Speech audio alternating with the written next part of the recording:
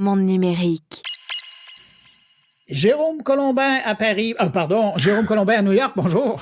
Salut Bruno Guglielminetti à Montréal. Oui, c'est vrai, je suis toujours sur ton continent pour l'instant, encore pour quelques jours. Ah ben c'est pour ça qu'il fait beau. Merci d'avoir amené le beau temps et la chaleur française. On fait ce qu'on peut.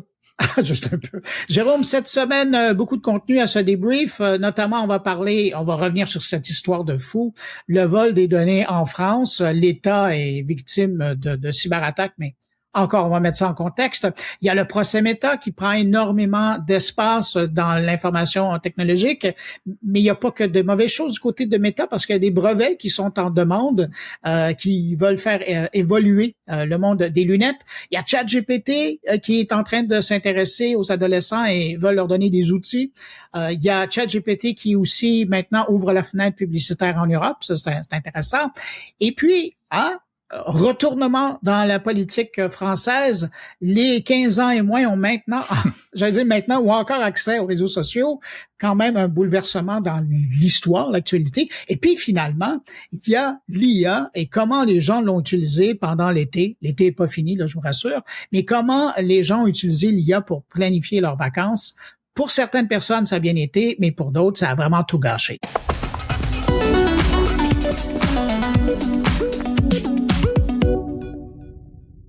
Permets-moi de te ramener dans ta patrie, en France, l'installation, parce que, écoute, depuis la semaine passée, on n'arrête pas de parler de l'administration française. C'est quoi tout ça, bordel, avec les attaques et les vols de données des Français? C'est le bordel. C'est ce que tu as raison d'employer ce mot-là. C'est terrible, c'est terrible. Ça a été la semaine de tous les dangers, avec des fuites de données qui ont été révélées. Très rapidement, 3 fuites qui ont touché l'administration fiscale, ce qu'on appelle la DGFiP. D'abord, les données fiscales d'environ 350 000 contribuables qui ont été volées. Ça concerne, alors bien sûr, les coordonnées, le revenu fiscal, c'est-à-dire ça permet de savoir combien les gens gagnent, le taux de prélèvement, etc. Et puis dans la foulée, on a découvert qu'il y avait eu aussi des fuites au niveau des données cadastrales, donc la répartition géographique, voilà. Également le fichier des successions. Bref, au total, environ 700 000 particuliers et professionnels concernés. C'est énorme. Et puis, c'est pas fini. La semaine se termine avec une revendication du même groupe de pirates, et on va peut-être en dire un mot d'ailleurs de qui visiblement a fait ça, qui annonce avoir piraté également l'éducation nationale. Ça a été annoncé le 17 août. Ils ont mis la main sur 20 ans d'archives. Donc voilà, ils ont plein de données. Ils les revendent. Ils en ont déjà revendu sur le Darknet. Et évidemment, tout ça, ça va permettre ensuite de faire des escroqueries, de tromper des gens. Ce qui est terrible même pour les revenus. Moi, j'ai découvert que dans certains cas, il y avait eu des fuites qui avaient pu engendrer des homejacking, c'est-à-dire que si on détecte des gens très riches, on a leur nom, leur adresse, etc., ils sont fait attaquer. Enfin, c'est dramatique. Aïe. Mais qu'est-ce que, depuis le temps là, qu'on commence à avoir ces révélations-là, qu'est-ce que l'administration dit? Est-ce que ça bouge? Alors, ce qui est fou, c'est que là, ça a vraiment provoqué une vague d'émotions très forte, parce que c'est le service public qui fait défaut. Il y a vraiment une défaillance. Donc, branle-bas de combat. Les autorités ont présenté leurs excuses. Et ça, je peux te dire que c'est rare, parce qu'on n'est pas au Japon, où ça se fait tous les 4 matins. Ouais. Voilà. Ouais. En France, c'est plutôt rare, mais là, le ministre a présenté les excuses du gouvernement. Ils ont, alors comme toujours, c'est action-réaction. Et là, tout d'un coup, on a annoncé un plan cybersécurité, une cellule de crise, une unité d'urgence. Enfin, on sort les grands moyens. Mais quand on voit et qu'on entend tout ça, on a envie de se dire, OK, les amis, mais il fallait peut-être y penser avant. C'est un peu tard. La cybercriminalité. Ça fait pas 6 mois que toutes ces informations-là sont sur des serveurs dans l'info nuagique, là? Bien sûr. On sait qu'elles sont vulnérables. On sait que la cybercriminalité, c'est un vrai fléau. La France, apparemment, serait particulièrement visée, ou en tout cas, on ne sait pas trop si elle serait véritablement visée pour, je sais pas, un peu sa place en Europe, qui quand même est encore assez importante, ou simplement stratégique. Parce que elle est fragile, vulnérable, parce que l'administration est vieille, elle n'est pas au niveau. Et le problème, c'est ça, c'est pourquoi est-ce que des trucs comme ça peuvent se produire. J'ai vu passer même un billet du Premier ministre, Sébastien Lecornu, qui disait qui s'était saisi du problème dès le printemps dernier.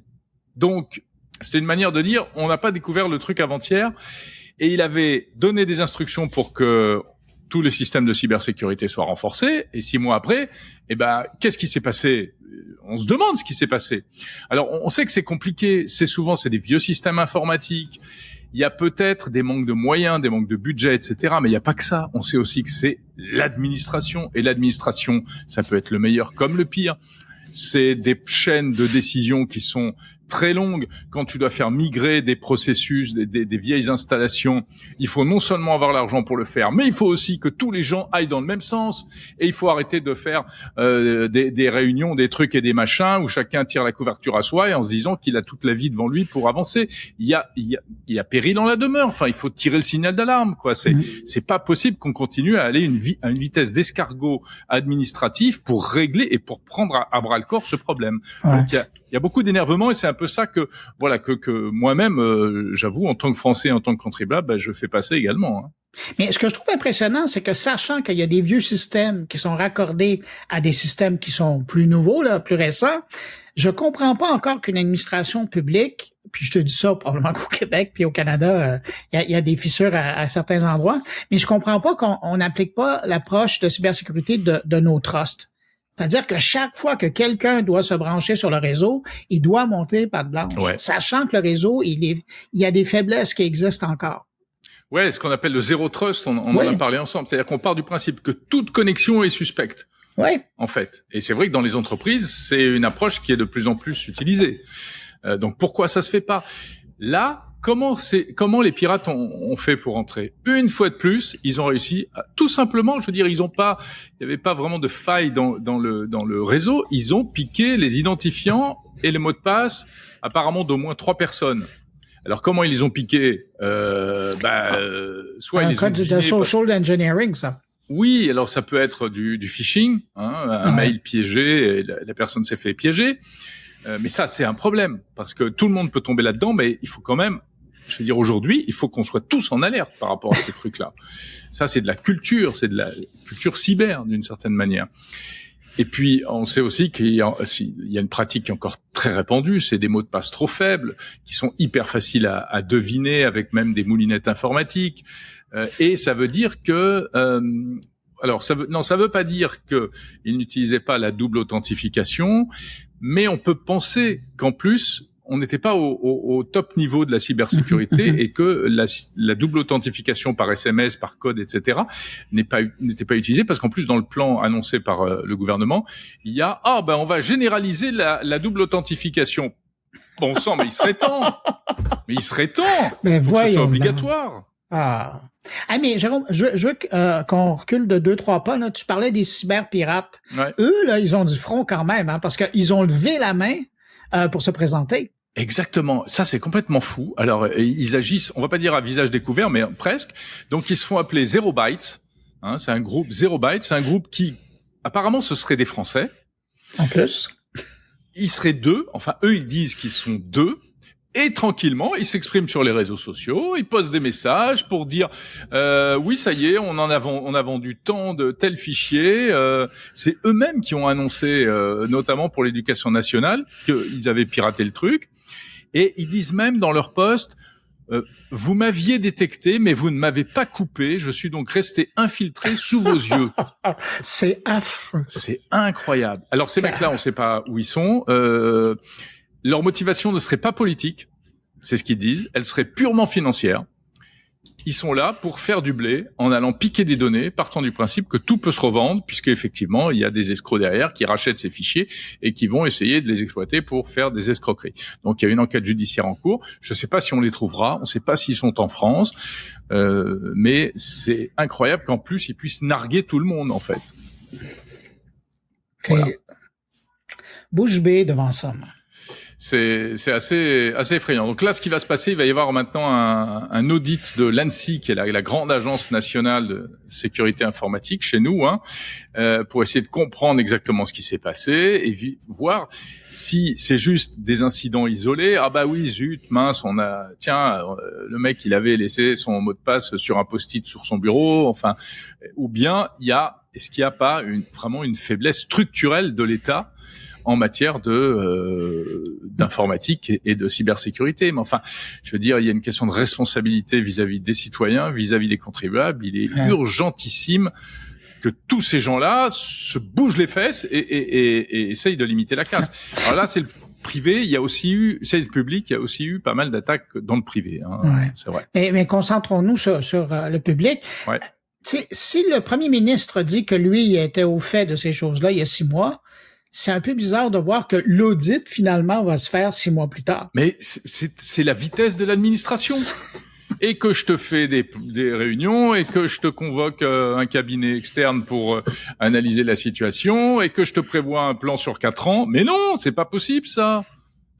On est en 2026, bah oui. Ça bouge après, vite. C'est un mammouth, c'est facile. Moi, je dis ça, voilà, je suis pas dedans et peut-être que si j'étais confronté au problème, je verrais les choses avec un peu plus de nuance. Mais quelque part, on n'a pas envie de mettre de la nuance. Puis il y a des trucs bizarres. Regarde, ce fait que des pirates puissent s'infiltrer dans un réseau, ça s'est passé à partir du mois de juin pour tout ce qui est de l'administration fiscale. Ils s'en sont rendus compte 1 mois ou 2 mois après. Et le type, il a pompé. Les pirates, ils ont pompé des données, ils ont pompé. Et moi, j'ai vu passer sur Internet, il y avait un mec qui s'y connaît un peu en cyber, il disait, mais pourquoi il n'y a pas des seuils d'alerte? Je veux dire, des moulinettes qui, en pleine nuit, pompent des gigas de données, non, c'est pas possible. Mais normalement, tu as une lumière rouge qui allume à quelque part. Exactement, voilà.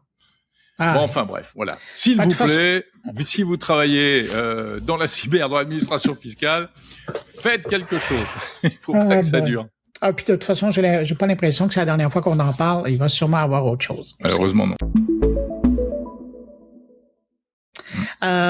Écoute, je t'amène ailleurs. Tu sais, t'es pas sans savoir, puisque t'es sur le territoire américain, que se déroule en Californie un gros procès qui est important pour Meta, s'ils le perdent, mais aussi pour, je pense que tout l'écosystème des réseaux sociaux, parce que en jeu dans cette histoire-là, si Meta devait perdre ce procès-là, c'est d'une part, oui, une amende forte. On parle de trillions de dollars, là, des milliers, un millier de milliards, mais c'est aussi des changements radicaux sur le fonctionnement même des réseaux sociaux, notamment les algorithmes, évidemment, qui sont la première cible, mais aussi même les notifications. Donc, toute l'expérience des réseaux sociaux pourrait changer. Qu'est-ce que ça te dit, toi, de voir un immense procès comme ça qui a lieu? Ouais, t'as raison. Alors, je sais que t'as suivi ça en détail puisque tu as fait même un épisode spécial de ton podcast 120 secondes de tech là-dessus, etc. Puis les papiers que tu fais régulièrement. Au quotidien, ouais. Voilà, parce que c'est un procès qui va durer plusieurs mois. C'est 6 à 8 semaines, ça dépend 6 à 8 semaines. Du rythme. Ouais. Voilà, ça se passe en Californie et c'est vrai que c'est gros, c'est 29 États américains qui se sont coalisés contre Meta. Et en plus, l'accusation, elle est frappante parce que c'est Meta a fait du mal aux mineurs. Ouais. Ils ont, pour maximiser l'engagement, ils ont encouragé la dépendance avec des tas de choses, par exemple les filtres. En fait, on remet en question, c'est ça, tout le mécanisme, tout ce qui est séduisant pour les jeunes, les filtres qui sont amusants, qui incitent à passer plus de temps. Et puis, on sait maintenant que ils ne se sont pas contentés de mettre des outils à disposition et puis d'attendre de voir comment ça se passait, mais qu'ils ont vraiment étudié la psychologie, le comportement des ados pour augmenter le temps d'utilisation sur les applications. En tout cas, c'est l'accusation. Ils vont se défendre de ça, mais c'est l'accusation. Donc, c'est énorme. Pour revenir à ta question, bien sûr, tu as raison, c'est si on se projette plus loin encore, au-delà du procès, une fois que on saura sur quoi il va déboucher, eh ben c'est tout le modèle économique des réseaux. Et aujourd'hui, c'est Meta, mais on sait que TikTok aussi n'est pas blanc dans l'histoire, mais TikTok, je crois qu'ils avaient passé un deal précédemment. Oui, avant le premier procès. Sauf que tu vois, il y a un des éléments sur lesquels il est poursuivi, c'est le fait du fameux fil défilant, le fil infini. Il y a des gens qui vont nous écouter, qui sont abonnés par exemple à Instagram, qui vont se souvenir de l'époque pas si lointaine où tu regardais là, sur ton fil les histoires, les publications des gens, puis à un moment donné, à la fin, ça disait, vous êtes à jour. Il y avait une fin. Mais le jour où TikTok est arrivé dans le paysage, c'est eux Ce sont les Chinois qui ont introduit la notion de fil infini. Le fil infini, le scroll infini. Ouais. Exactement. Et Meta, et c'est pour ça que c'est assez amusant dans les accusations, parce qu'on dit, mais vous avez modifié les algorithmes, vous avez modifié les choses pour que ça soit addictif, que les gens aient une dépendance à ça. Et effectivement, Facebook et Instagram, du jour au lendemain, suite à la nouvelle concurrence de TikTok, on dit, OK, nous, là, à partir de maintenant, ça va être à l'éternel que tu vas toujours avoir des publications. Pourquoi? Parce que on va évidemment d'abord te présenter les gens que tu suis, puis après, on va aller jouer dans le temps. Si les gens n'ont pas publié, bon, on va te ramener des vieilles publications. Puis en plus, sachant maintenant, parce qu'on te surveille ce qui t'intéresse, on va aller chercher des gens chez qui tu n'es pas du tout abonné. Puis des fois, ça peut monter à un taux de 40% du contenu que tu vas voir, qui sont des publications auxquelles tu n'as aucun lien, mais qui pourraient répondre à tes intérêts personnels. Et ce qui donne une nouvelle expérience, mais qui fait que tu passes plus de temps sur ces deux plateformes-là, comme tu passes plus de temps sur TikTok. Alors, mis à part le fait que ça accroche chez les jeunes, les 13 ans et moins, parce que, puis quand on parle de 13 ans, c'est important de dire qu'il y a une loi américaine qui date des tout débuts de l'Internet, qui a été mise en place pour s'assurer que il y avait une loi, donc américaine, qui avait été votée au Congrès et qui disait que les entreprises de contenu en ligne doivent s'assurer que les 13 ans au moins n'ont pas accès à ces services-là, à moins qu'ils obtiennent une permission parentale. Et l'aspect de permission parentale avait été fait parce que Disney avait fait du lobby. Parce qu'il y avait Disney en ligne, là, puis eux voulaient s'assurer que les plus jeunes pouvaient aller les voir. Mais donc, il y a vraiment une loi, là, c'est la loi COPPA. Donc, c'est dans ce contexte-là où on parle toujours des 13 ans et moins. Et là, justement, Facebook doit présenter sa lecture de la chose. Mais je veux juste faire une mention, puis après, je vais te donner la parole. Tout le temps, dès la première journée, puis je l'ai réentendu dans la deuxième journée, Meta dit toujours, mais vous savez, maintenant, avec les nouvelles lois qui assurent la vie privée des utilisateurs, il est très difficile pour nous de savoir si les utilisateurs ont 13 ans ou moins. Hey, je m'excuse, là, mais avant que les lois apparaissent, tu le savais quel âge la personne avait. Rajoute le nombre d'années, là, depuis que il y a une loi comme ça sur différents territoires, puis tu vas le savoir quel âge cette personne a. Et puis même juste par ses intérêts, tu vas le savoir quel âge elle a. Ouais. Alors, c'est un peu risible, là, de voir jusqu'à maintenant. On est à la deuxième, troisième journée, là, de voir les arguments de Meta, mais le dossier contre eux est tellement lourd et il y a tellement d'informations qui sortent là-dessus que c'est impressionnant. Ils vont ramer pour se défendre. Ouais. Hein, c'est sûr. Ouais. Mais c'est vrai que le scroll infini et la présentation des informations qui n'est plus du tout de manière chronologique et uniquement réservée à tes contacts, c'est devenu la norme. Ça s'est généralisé. Ouais. C'est la même chose sur X aujourd'hui. Et après, je trouve que il faut pas caricaturer. C'est pas forcément une mauvaise chose. C'est pas forcément une mauvaise. Alors là, moi, je parle juste en utilisateur, de base, pas tellement en observateur ni en analyste, mais et un utilisateur adulte. Mais un utilisateur adulte, absolument, bien sûr. Non, mais t'as raison. Le truc, il est là. Le truc, il est là. C'est la protection des mineurs, en fait. Mais pour les adultes, ce fait d'avoir introduit ce système de mix il est pas mauvais. Moi, je vois plein de contenus arriver sur mon fil de gens que je ne suis pas et qui, malgré tout, m'intéressent. Mm-hmm. Il y a du bon, il y a du moins bon, mais souvent, ça peut être des choses qui m'intéressent ou des choses que je ne serais pas allé chercher, même des sujets qui ne sont pas dans mes priorités, je sais pas quoi, même des trucs de bien-être, des trucs de mode, des trucs d'architecture. Je vais pas m'abonner spécifiquement à des comptes comme ça, mais c'est des petits sujets qui, comme tout le monde, peuvent attirer ma curiosité. Ouais. Donc voilà. C'est une norme qui a aussi ses bénéfices. Mais le problème, c'est la protection des adultes, des mineurs, incontestablement. Alors cela, ça va être intéressant. Puis comme tu le disais, c'est 6 à 8 semaines. Alors on en a encore pour les prochaines semaines à découvrir ce qu'ils ont fait ici et là. Mais disons que c'est intéressant parce que puis il faut dire, tu parlais de 29 États, mais il y en a vraiment 4 qui mènent la cabale. Là. Et dans les semaines à venir, on va voir, ils ont été chercher des gens qui ont travaillé dans le passé, ont été consultants pour Meta. Et donc, avec eux, là, on va découvrir c'est ça qui est intéressant pour les gens qui suivent, comme toi et moi, cette industrie-là, c'est de lever le capot. Ouais.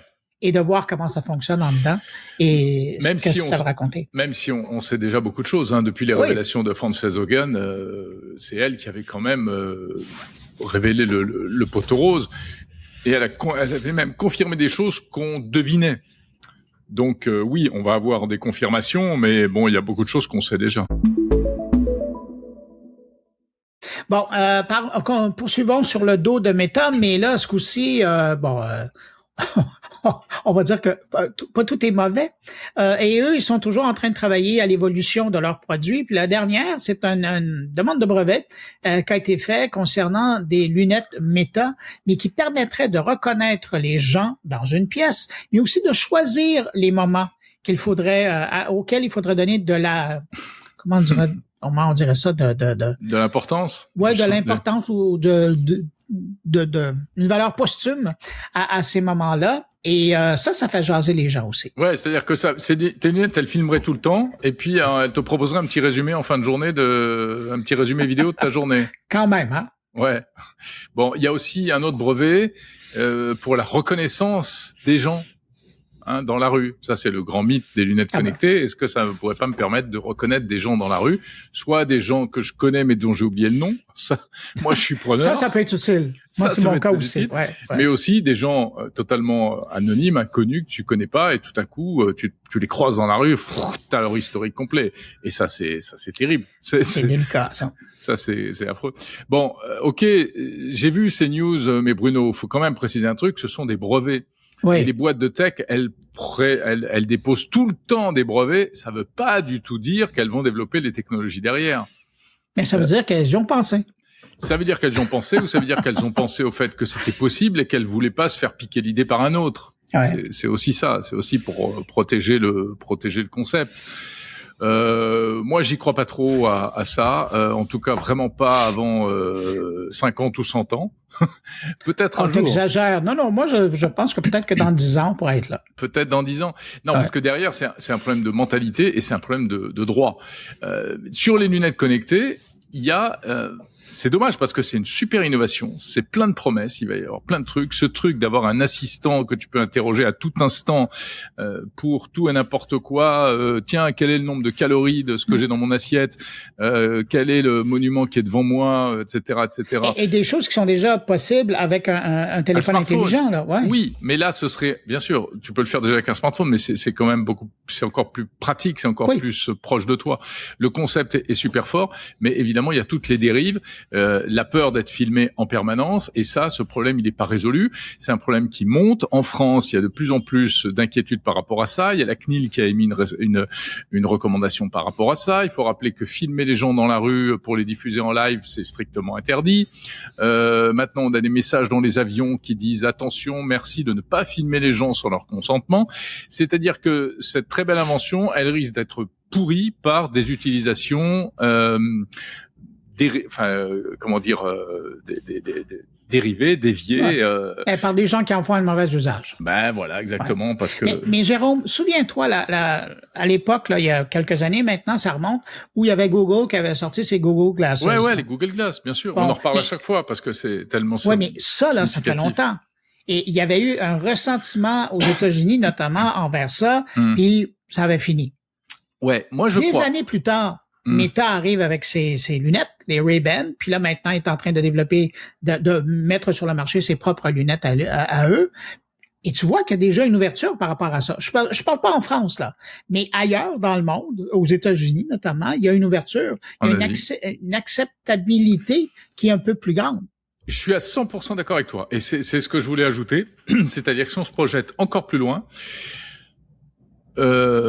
Oui, moi je dis pas avant 50 ou 100 ans, j'ai sans doute tort, j'exagère. Je pense qu'on va aller on va accepter des choses qu'on n'accepte pas aujourd'hui, on va un jour les accepter. Ouais. Ce sera une petite régression en termes de protection de la vie privée.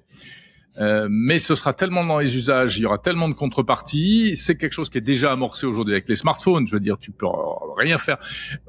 Il peut se passer n'importe quoi dans la rue, tout le monde, il y a plein de gens qui sortent immédiatement leur smartphone. Les policiers font une interpellation, paf, paf, tout est filmé non-stop. Et il y a plein d'actions comme ça.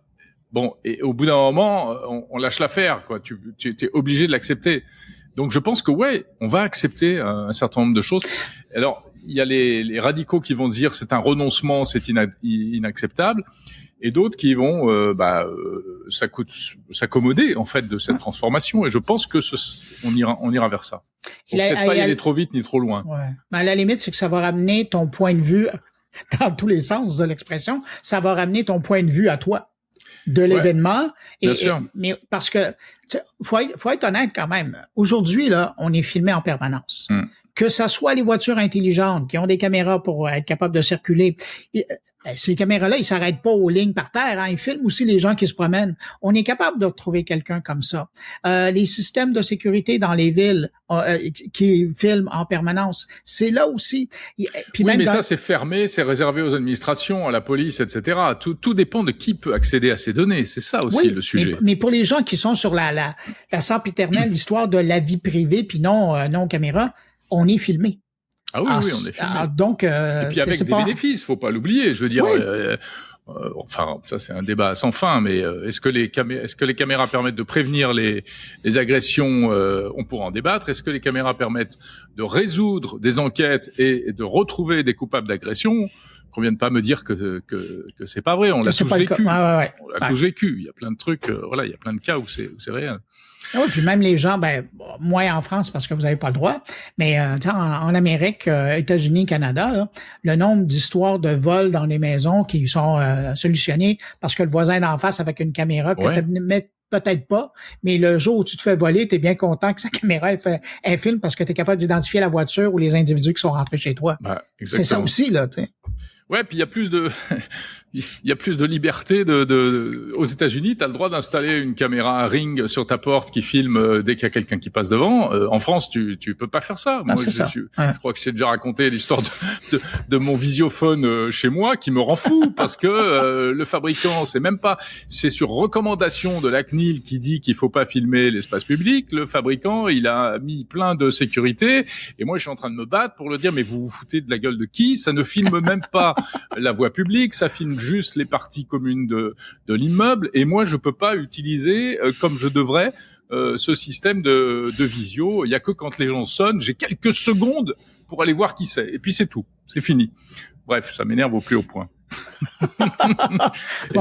et là franchement pour ça, je préfère l'Amérique, je le dis. Changeons de sujet parce que je veux pas te faire de l'urticaire, là. Ouais. On fait 2-3 pas en arrière parce qu'on parlait des adolescents. Il y a quand même eu une bonne nouvelle pour eux cette semaine. Enfin, on verra l'usage. Mais c'est ChatGPT qui vient de sortir une version pour les adolescents. Ouais. ChatGPT for Teens. Ouais, pour les 13-17 ans, c'est ça, hein? Ouais. Ça ressemble à quoi? Tu l'as testé puisque tu as moins de 18 ans, toi, Bruno, c'est bien ça? Bientôt, oui.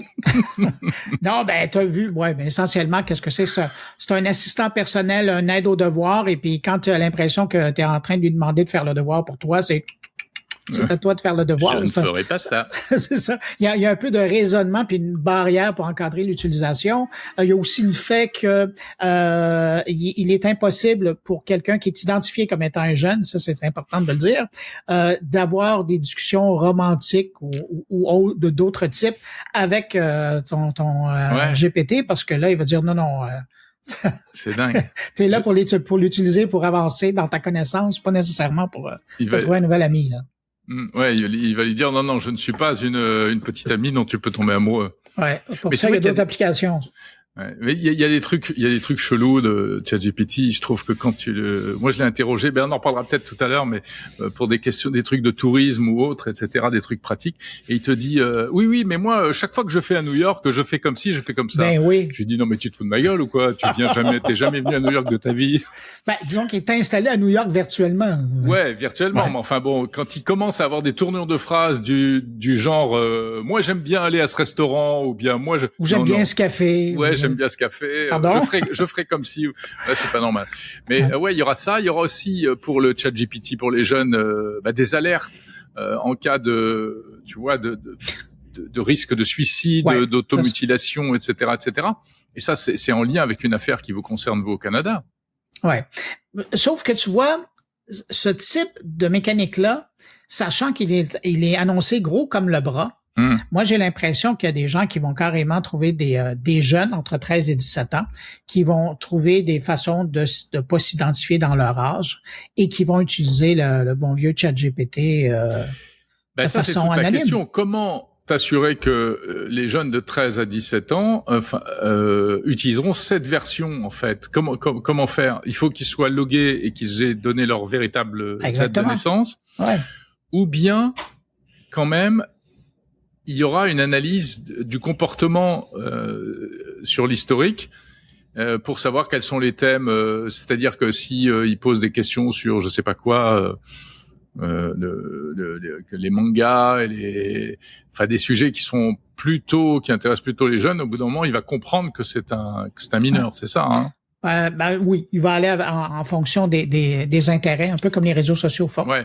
Mais tu m'excuses, je fais une parenthèse parce que je voulais pas être impoli. Toi, tu faisais référence au cas en Colombie-Britannique d'une jeune fille qui a planifié un attentat là, dans un lieu public. Ouais. Oui, et puis il y a eu des rencontres avec OpenAI et le gouvernement pour arriver à mettre en place des solutions et ça fait partie effectivement des déclinaisons des différents outils qui sont mis en place. Un déclencheur, cette affaire. Ouais. C'est suite à cette affaire que OpenAI a décidé de mettre en place des sécurités, parce que la détection des contenus sensibles, suicides et autres, c'est pas que pour la version enfant, la version jeune. Non, c'est pour tout le monde, hein. C'est pour tout le monde. Ouais. Bon. En tout cas, c'est ce que je me disais aussi, c'est que c'est intéressant parce que c'est la première fois alors c'est pas un réseau social ChatGPT, mais c'est un truc conversationnel, un outil un peu de la vie de tous les jours. C'est la première fois qu'il y a une version comme ça pour les spéciales jeunes. Les réseaux sociaux n'ont pas fait ça, il me semble. Il y a des réseaux sociaux pour les plus jeunes, mais il y a pas un Facebook pour les gamins, un Insta pour les gamins. Non, mais c'est ça, mais souviens-toi, je pense que Facebook, mais il y a longtemps, avait essayé de faire une version de Facebook pour les jeunes. Ah ouais? Mais finalement, ça a pas tenu la route. La preuve, c'est qu'on en parle plus puis on s'en souvient plus. Mais le fait que tu me dises ça me rappelle un souvenir. Mais il y a eu une fenêtre, là, peut-être un an, 2 ans, puis après, ils ont laissé tomber parce que probablement qu'ils savaient qu'un jour la justice les aurait dans le viseur. Ouais, il y a peut-être aussi une question d'affichage et de communication derrière ça, hein. C'est aussi pour dire, écoutez, nous on fait ce qu'on peut. Voilà, on a mis en place cette version de ChatGPT pour les mineurs. Maintenant, il faut que les parents fassent en sorte que ce soit utilisé, etc., etc. Ils n'ont pas d'obligation de résultat, ils ont juste une obligation de moyens. Mais bon, qu'est-ce que tu fais? Mais restons sur le cas de ChatGPT. Bande de chanceux, mes Européens, vous allez avoir droit de la publicité. Oui, oui. Comme si on n'avait pas déjà assez. Quelle chance! Oh, quelle chance! Est-ce que ça t'excite, ça, de voir de la publicité arriver sur le ChatGPT? Alors, la publicité, il y a 2 versants. Il y a celui qui la reçoit en pleine figure, et puis il y a celui qui peut la faire. Oui, moi, en tant qu'annonceur potentiel, je sais pas, est-ce que tu vas annoncer mon numérique à des gens qui cherchent des informations? Numérique, je pensais me lancer dans un commerce de fraises aussi, pourquoi pas, des choses comme ça. Non, mais sérieusement, effectivement, c'est un truc qui est déjà déployé dans des tas de pays, dont le Canada. C'est pour les versions gratuites de ChatGPT, donc celle qui est complètement gratuite, et puis celle qui coûte pas cher du tout, qui est c'est l'abonnement Go qui coûte 8 €, je crois. Là, il va y avoir de la publicité. Alors, ce qu'il faut préciser, c'est sous quelle forme. Donc ça va arriver, mais c'est la semaine prochaine. Hein, c'est c'est bientôt. Là. Même, je sais pas quand vous écoutez ce podcast, mais c'est à partir du 24 août. Allez voir vite. Ça y est, vous y êtes peut-être. Mais si vous n'êtes pas abonné, là, vous allez voir. Ouais. Dans 30 pays européens. Et les pubs vont être un peu comme sur Google. Elles seront clairement identifiées. Elles seront séparées des réponses de ChatGPT. Ils nous disent qu'elles ne s'appuieront pas sur les données des utilisateurs pour faire du ciblage, qu'ils récupéreront pas les données des utilisateurs, mais je vois que tu fais non, mais tu fais la moue, tu n'y crois pas? Soyons naïfs de ça. Non, mais je pense qu'ils vont faire comme Gmail. Ils vont effectivement, c'est-à-dire tu poses une question sur je sais pas quoi, tu cherches un hôtel, il va te sortir des publicités d'hôtels en lien direct avec ta requête. Ce qu'il faudrait pas, c'est qu'il aille chercher sur tu vois que il te présente la chaussure à ta pointure parce que dans un chat il y a 6 mois, il a retenu ta pointure. Enfin, je dis n'importe quoi. Que tu portes des 9 ou des 10, toi. Voilà, c'est ça. Ouais. Donc il y a un niveau subtil à respecter. Non, mais il y a quand même un peu de ciblage là. Il y aura du ciblage. Parce que sinon il n'y a pas d'intérêt pour les annonceurs. Bien sûr que non. Non, les pubs seront contextualisées. Elles seront contextuelles, je veux dire. Ouais. Elles s'afficheront en fonction des questions posées. Mais bon, c'est inévitable. Ils ont besoin de revenus. Bon, ok. Mais les pauvres. Les pauvres, c'est un peu inévitable. Voilà. Moi, ça ne m'émeut pas outre mesure. Bon. Et puis encore une fois, c'est que pour les versions. Je suis plus ému par la publicité sur Prime Video, alors que j'ai un abonnement payant, et que là, ça m'énerve d'avoir des films interrompus par de la pub. Attends. Quand tu parles d'abonnement payant, est-ce que tu parles de l'option qui vient avec le fait que tu es membre Prime? Ouais. Et qui coûte pas très cher. Mais t'es pas payant. Ouais, c'est pas faux. Okay. C'est vrai que 50 € par an, c'est quand même. C'est pas vraiment un abonnement. Ouais. Mais t'as raison. C'est un peu douloureux de se taper une publicité alors que tu dis, normalement, c'est inclus dans mon abonnement Prime. Ouais. Mais Netflix va le faire. Ils ont prévu de le faire avec des abonnements qui coûtent beaucoup plus cher. Ouais, les pauvres. Bon. C'est triste pour tous ces géants-là. Mais oui, il faut qu'ils fassent de l'argent. Ils sont là pour ça. Bon, pendant qu'on est en train de parler de choses tristes, puis je te ramène encore par chez toi, coup de théâtre, vendredi soir dernier, c'est pour ça qu'on n'en a pas parlé ensemble, mais... C'était juste après l'enregistrement de notre débrief, ouais. Mais là, il y a comment on appelle ça? C'est cette cour qui supervise tous les nouveaux projets de loi pour s'assurer qu'ils sont conformes à la Constitution française. Et le Conseil constitutionnel, mon ami. Je te ferai un petit cours de droit constit français, si tu veux. Mais là, c'est l'histoire, c'est que ils ont tapé sur les doigts des politiciens qui ont passé ces lois-là en disant attention, vous n'êtes pas conforme à la loi et à l'intérêt des Français. Et donc, en septembre, il n'y aura pas cette loi qui devait assurer la protection des jeunes Français et donc les jeunes Français de 15 ans et moins pourront toujours avoir accès aux réseaux sociaux. C'est une claque. Politiquement, c'est une claque. C'est pas votre président qui en avait fait une... Exactement. Ouais. Ah si. Macron était monté au créneau. Il voulait vraiment en faire quelque chose de... C'est un dossier auquel il tenait absolument. Ouais. Mais alors c'est le Conseil constitutionnel, donc c'est effectivement l'instance qui vérifie que les lois sont conformes à la Constitution française et qui a censuré l'article 1 de la loi. C'est vraiment le cœur du truc. C'est pas pour des raisons périphériques. C'est vraiment parce qu'il a dit que les risques pour les mineurs ne sont pas établis. Ça, c'est quand même troublant parce que Macron, au contraire, avait dit il y a plein d'études qui prouvent que, etc. Puis de l'autre côté de l'Atlantique, il y a Meta qui est devant un tribunal pour se défendre de ça. Ouais. T'as des gens qui disent non, mais il n'y a pas de preuves. C'est un peu surprenant, mais surtout le deuxième motif, c'est que pour filtrer les jeunes, il faut contrôler tout le monde. Et ça, non, ça passe pas. C'est ce contre quoi tout le monde avait gueulé, en fait. Parce que ces gens-là aiment pas ça, se faire fliquer. Non, voilà. Donc, le président de la République a demandé au Premier ministre d'essayer de trouver une nouvelle loi qui dirait la même chose, mais sans le dire. Ou qui ferait la même chose, mais sans le faire. Donc, c'est quand même assez mal barré, cette histoire-là. Écoute, je sais pas. On va voir. Mais c'est ça l'état de droit. C'est le droit qui l'emporte. France, hein? Ce n'est pas la raison, forcément. Ouais. Puis, je veux juste spécifier que je tenais pas cette semaine nécessairement à casser du sucre sur l'administration française et ses politiciens, mais j'avoue que vous êtes gâtés dans l'actualité cette semaine. Ouais, alors après, bon, je veux dire, c'est arrivé pour des tas d'autres choses, hein. C'est la vie c'est la vie du système parlementaire, législatif, etc. Hein. Non, mais on en avait tellement fait un plat. Avec cette réussite, tout le monde était monté avec le drapeau à la main en étant fier. Puis là, tu as des gens du Conseil qui disent... Alors, il y avait des oppositions quand même. Ouais. Et en fait, le Conseil a été saisi par l'opposition socialiste et LFI. D'accord. Donc, c'est pas sorti de nulle part, cette histoire-là. C'était aussi politique. C'était aussi politique, bien entendu. Bon. Est-ce que tu nous permets maintenant de passer à quelque chose de plus, je dirais pas philosophique, mais plus divertissant? Mais avec plaisir. Alors. On voit, c'est probablement parce que, je veux même pas utiliser cette expression-là, parce que c'est la fin de l'été. Disons qu'on est au mois d'août, on va dire ça comme ça, on est au mois d'août.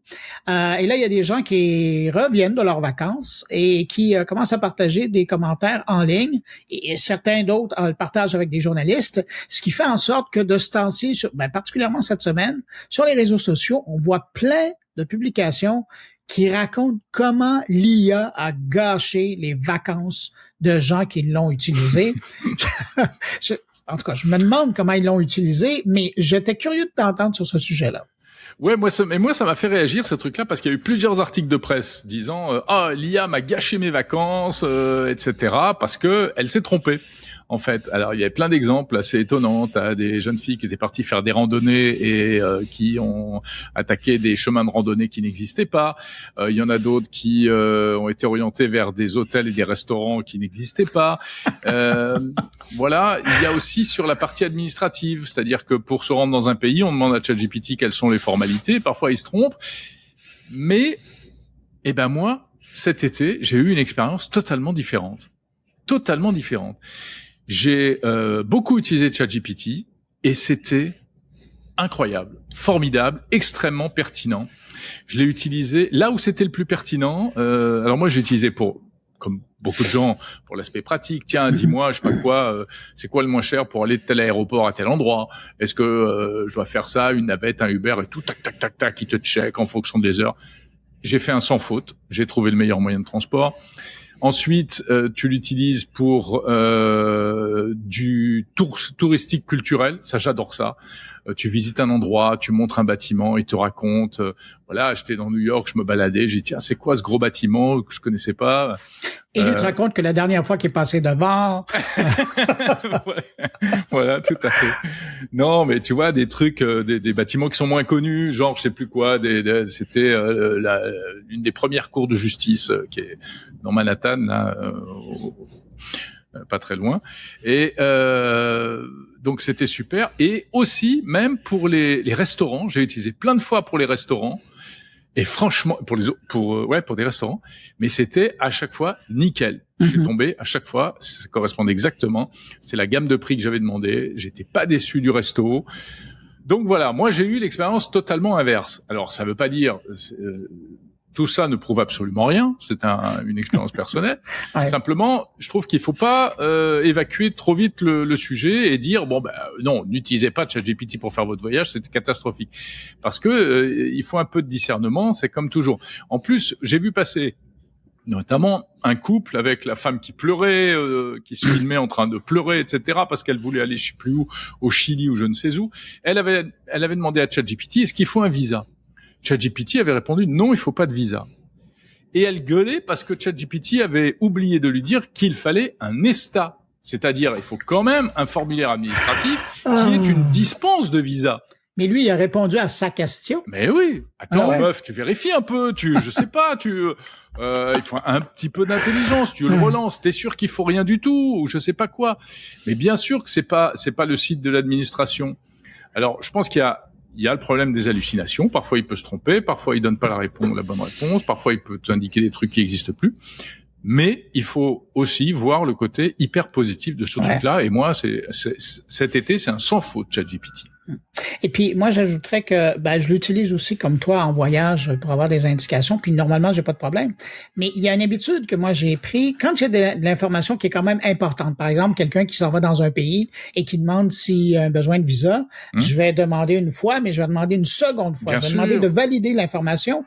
Et très souvent, il va se corriger ou il va apporter des nuances en disant, par exemple, non, quand on demande une vérification, il va dire, non, on n'a pas besoin de visa, mais on a besoin de telle chose. Mais si tu fais que t'arrêter à la question, là, du mot à mot, c'est sûr, il va te répondre non ou oui, mais il n'y aura pas des nuances. Oui. Et ça, c'est important de demander. Ça dépend aussi du modèle que tu utilises. Si tu utilises le modèle gratuit, rapide, etc., où il fait les réponses comme ça, tac, tac, tac, allez, je t'évacue la question vite fait. Ou bien si tu utilises le modèle payant, plus sophistiqué, c'est à l'abonnement payant et autres. Ça n'empêche pas que parfois il se trompe. Par exemple, quand j'ai fait des traductions, tiens, qu'est-ce que ça veut dire ça et tout. Et en fait, après tu lui dis mais non, mais c'est pas vrai, ça veut pas du tout dire ça. Ah oui, tu as raison. Et là il corrige. Ça, c'est un grand truc de ChatGPT aussi. Quand tu le prends à défaut, il dit « Ah oui, tu as raison, je me suis trompé. » Et il recommence. Ouais. Mais parce que on sait comment il marche. Nous, on sait comment il marche. Il marche de manière statistique. Moi, c'est un truc que j'ai souvent constaté quand je lui demande de m'aider dans l'utilisation d'un logiciel. Il me dit « Bien sûr, pour faire ça, tu vas dans le menu fichier, tu vas dans le sous-menu machin et tout. » J'y vais, je lui dis « Tu te fous de moi? Ça n'existe pas ce que tu me dis. » Ah oui, en effet, je vais consulter le mode d'emploi. Oui, parce que à la première requête, il n'avait pas consulté. Il avait répondu de manière statistique, la réponse à ma question, il y a 8 chances sur 10 que ce soit ça. Et donc, il se mouille pas, il va au plus court et hop. Et il faut le savoir, tout ça. Il faut le savoir. Aïe, aïe, aïe. Enfin, voilà. Dis donc, avant de te quitter, je veux te poser une question. Oui, de confiance. Parce que tu sais qu'en fin de semaine, à Pékin, commence la 2e édition des Jeux olympiques des robots humanoïdes. Ouais. J'ai vu ça. C'est du 22 au 26. Est-ce que tu vas suivre ça avec intérêt? Bah oui, forcément, on suit tout ce qui a trait aux robots humanoïdes, puis surtout venant de Chine, ils sont super en avance. Là, j'ai vu que Unitri avait fait son entrée en bourse et que il cartonne. Bon, après il y a des choses amusantes aussi. Je sais pas si tu as vu ce robot qui court un marathon et qui n'arrive pas à s'arrêter. Il va plus pas un marathon, il court un 100 mètres ou je sais plus quoi. Mais il arrête pas, il est pas capable de s'arrêter. Voilà, il n'arrive pas à prendre le virage, il n'arrive pas à s'arrêter, c'est à mourir de rire. Quand même, les robots, c'est un formidable réservoir pour des vidéos gags. Hein. Pour les bloopers, là, c'est fort. Ouais. Mais c'est intéressant parce que cette année, d'ailleurs, j'ai écrit un papier là-dessus, mais cette année, parallèlement au sport, parce que bon, quand c'est du sport avec des robots humanoïdes, on essaie de copier l'humain, puis finalement, des fois, on fait mieux, là, mais c'est que de la présentation.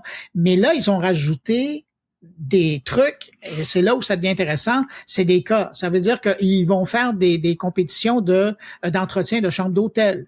Ils vont faire des pratiques en restauration. Ah, c'est mieux, ça. Du côté du milieu manufacturier. Et ça va être intéressant. Parce que là, c'est vraiment des robots, pas nécessairement que des humanoïdes, qui vont vraiment servir à quelque chose, entre guillemets, dans la vraie vie. Alors ça va être intéressant. Et t'imagines un peu, que ce soit Unitri ou que ce soit d'autres fabricants, d'être capable de dire que dans leur domaine, par exemple, dans la restauration ou l'hôtellerie, qui sont arrivés en premier dans les Olympiades, au niveau de la valeur, au niveau du marketing, qu'est-ce que ça représente? C'est beaucoup plus intéressant que de dire que, mon robot est capable de faire le 100 mètres plus vite qu'un homme. Ouais, OK, mais il y en a combien qui vont vouloir un robot qui court, là? T'achètes pas un robot pour ça. Non, c'est ça. Alors ça va être intéressant. Puis de l'autre côté, si on compare à la première édition, c'était presque que des robots chinois. Et cette année, il y a des gens d'un peu partout sur la planète. Alors là, on va vraiment pouvoir évaluer l'avance que les Chinois ont par rapport au reste de la planète. Non, mais t'as raison, c'est super intéressant. Il faudrait que les robots viennent à Paris faire la course des garçons de café. Oh oui! Tu sais? Parce que c'est un classique chez nous. Mais toi, tu connais celui qui importe les robots Unitri en France. Ça serait intéressant. Oui, bien sûr. C'est Stéphane Bobot de la société Innovate. C'est lui qui... Alors, il fait plus qu'importer, hein. Il explique. Il adapte. Voilà, il adapte et il les développe et tout. Mais alors, il devrait faire, tu sais, la course des garçons de café, c'est amusant, ça, c'est très joli, en plus. C'est tous les garçons de café, les vrais de vrais, qui doivent marcher le plus vite, voire courir avec un plateau et puis, des consommations, des tasses, remplies d'eau, etc., ou je sais pas quoi sur le truc. Le jour où un robot arrivera à gagner la course des garçons de café à Paris, il se sera passé quelque chose. Et la beauté de la chose, c'est que ton robot qui fait du service comme ça, tu peux le programmer. Alors, ou tu le programmes pour qu'il engueule les gens, ou tu le programmes pour qu'il soit aimable. Ce qui n'est pas le cas de certains garçons de café à Paris. C'est pas vrai. Maintenant, ils sont tous aimables. Jérôme, ils se sont beaucoup améliorés. Ouais. Jérôme, qu'est-ce que tu proposes à tes auditeurs cette semaine? Alors cette semaine, je suis toujours en configuration vacances. Je fais un peu durer le plaisir, tu vois. Donc rediffusion cette semaine avec des sujets un peu sérieux. Lundi, on pourra réécouter Frédéric Filloux, journaliste, qui a beaucoup travaillé justement sur l'alignement des intelligences artificielles. Qu'est-ce que c'est l'alignement? C'est le fait donc qu'une IA soit conforme à certaines règles, à certains principes. Et le problème, c'est que parfois ça dérape. Ça, ce sera lundi 24. En fin de semaine, je donnerai la parole également à Tariq Krim de Cybernetica qui me parle de l'aspect militaire de l'intelligence artificielle et pourquoi les IA vont se rapprocher de plus en plus du militaire. Mm-hmm. Et entre les deux, en milieu de semaine, nouvel épisode de la série Tout comprendre, avec un focus sur la double authentification. Est-ce que tu sais, Bruno, exactement comment ça marche, ce que c'est et tout ce que ça recouvre, cette histoire de double authentification? Oh, écoute, je suis sûr que je vais en apprendre. Eh ben voilà, si tu veux, tu écouteras l'épisode de mercredi 26 juillet et qui est un peu en plus en résonance avec ce dont on parlait tout à l'heure, donc les piratages. Alors, on invite le personnel de l'État français à écouter. À écouter. Vous allez comprendre pourquoi il faut un peu vous voyez ce que je veux dire. Vous maniez. Bruno, de quoi parles-tu cette semaine dans ton carnet? Écoute, deux choses que j'aimerais porter à ton attention. D'une part, est-ce que ça dit quelque chose, toi, les têtes à claques? Oui. Ouais. Tout à fait. Ben écoute, il y a une rumeur. C'était un programme court diffusé sur Internet il y a 2000 ans à peu près. Ouais, exactement, au début des années 2000. Et c'est québécois. Oui. Et j'adorais. Il y a une rumeur qui veut qu'il y ait un film qui soit fait avec les têtes à claques. Et donc j'en parle avec Luc Dupont, qui est prof à l'Université d'Ottawa, et c'est le Jedi de la communication ici au pays. Et avec lui, on parle du phénomène de tête à claques et il nous explique comment il y avait une fenêtre dans le temps et dans l'histoire de l'Internet, et particulièrement au Canada, pour que c'était une fenêtre d'opportunité, pour que les têtes à claques arrivent à avoir le succès planétaire qu'ils ont eu. Et donc on explique ça. C'est un clin d'œil. C'était des gens de dessins animés, quoi. Écoute, c'est compliqué à dire. C'est difficile à décrire, mais c'était des petits sketchs en fait. Exactement, ça durait. Avec des personnages virtuels. Oui. Et j'oserais pas faire d'imitation. Il y avait aussi la reprise de facial, de bouche et des yeux. Oui, c'est vrai. Le visage était très réel. Il y avait avec des expressions très réelles. C'était ça qui donnait aussi le côté comique. Mais les scénarios étaient vachement bien. C'était très amusant. Exactement. Et c'est ce qui avait rendu très célèbre le fameux couteau, le Willy Waller, qui s'était vendu en magasin par la suite. Donc, on parle de ce phénomène-là. Et puis aussi, on revient sur de l'actualité qui, celle-là, est moins joyeuse.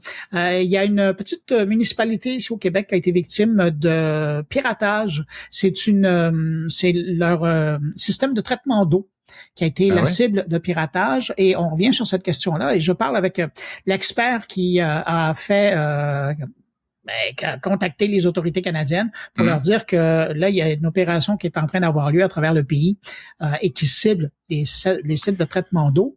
Bienvenue au club des victimes. Exactement. Et on en profite pour parler du phénomène qui est en croissance parce que il y a de plus en plus de gens, certains cybercriminels, mais aussi j'allais dire presque des attentats politiques là, qui visent ce genre de coups-là.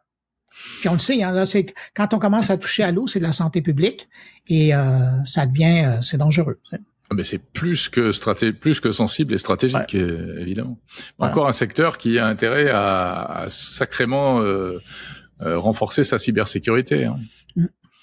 Jérôme, puisque tu es à New York, je te laisse profiter un peu de la ville parce qu'à un moment donné, tu vas quitter pour retourner à Paris pour qu'on puisse faire ce débrief transatlantique. Tout à fait. Bon. Et on se retrouvera la semaine prochaine, bien sûr, pour un nouveau débrief transat. Et puis on reprendra un peu les bonnes habitudes en ce qui me concerne en termes de production de contenu et d'épisodes de Monde Numérique. On les attend, ces nouvelles entrevues. Là. Voilà. Catalogue d'invités que tu vas nous présenter. Écoute, il y a plein de choses qui se préparent là. Il y a plein d'actu, il y a plein de... Ouais, ça va être pas mal. Bon. Une fin d'année très active. Tu nous rappelles rapidement, c'est quoi le titre de ton bouquin sur le podcast? C'est gentil. Ça s'appelle Créer son podcast à l'ère de l'IA. Ouais, parce que je pensais à toi, j'ai vu un autre livre sortir, puis je disais, c'est vrai, il faudrait peut-être rappeler que Jérôme a son bouquin là-dessus. Ouais, si vous voulez lancer un podcast, écoutez... ça se trouve où on peut... Ça se trouve en principe partout. On peut le commander en ligne, en version papier ou en version numérique. Et on peut aussi le trouver en librairie. Et s'il n'est pas en librairie, le libraire peut vous le commander. Voilà. Donc on peut le trouver. Ça parle d'IA, mais ça parle surtout de podcast, même sans IA. C'est vraiment à partir de zéro. Voilà. Bon, je vais le relire. pour préparer la écoute, 11e saison ton de Mon camarade Carnet. Stéphane Berthomé qui en a fait une revue très sympathique en ayant des mots très sympas à l'égard du bouquin et voilà. Non, ça vaut la peine. J'ai mis la main sur la copie et ça vaut la peine d'être lu si ça vous intéresse. Puis même, à la limite, si vous voulez pas faire votre podcast à vous, mais que vous voulez comprendre comment ça fonctionne, c'est quoi la mécanique, si vous êtes curieux, là, parce que il y a des gens qui lisent des bouquins sur le journalisme, sur les médias, ben peut-être que ça, c'est le genre de lecture qui pourrait les intéresser. Ouais, tout à fait. Alors, tu me rappelles le titre? Créer son podcast à l'ère de l'IA. Attends, c'est créer ou lancer? Parce que je sais même plus. J'ai longtemps hésité. C'est vraiment l'auteur, hein. Ça fait longtemps que tu l'as écrit. Non, ça fait pas longtemps. Ça a sa vie maintenant. C'est créer ou lancer, je ne sais plus. Tu vois, c'est terrible, hein. Ou lancer son podcast à l'ère de l'IA. Le mec qui sait même plus ce qu'il écrit. C'est affreux. Ah, mais t'es trop prolifique, c'est ça le problème. Ouais, j'ai un nouveau truc, j'ai encore un truc sous le... Lancez votre podcast à l'ère de l'IA. Oh, voilà. C'est pas possible. Bon. Voilà, allez. Ah, bon. Voilà. Bon, ben, merci, écoute, Bruno. ça fait plaisir. Et puis, on se retrouve la semaine prochaine? Ouais, avec grand plaisir. Et merci à vous de nous écouter et on vous donne rendez-vous la semaine prochaine. Salut, bye. Ciao.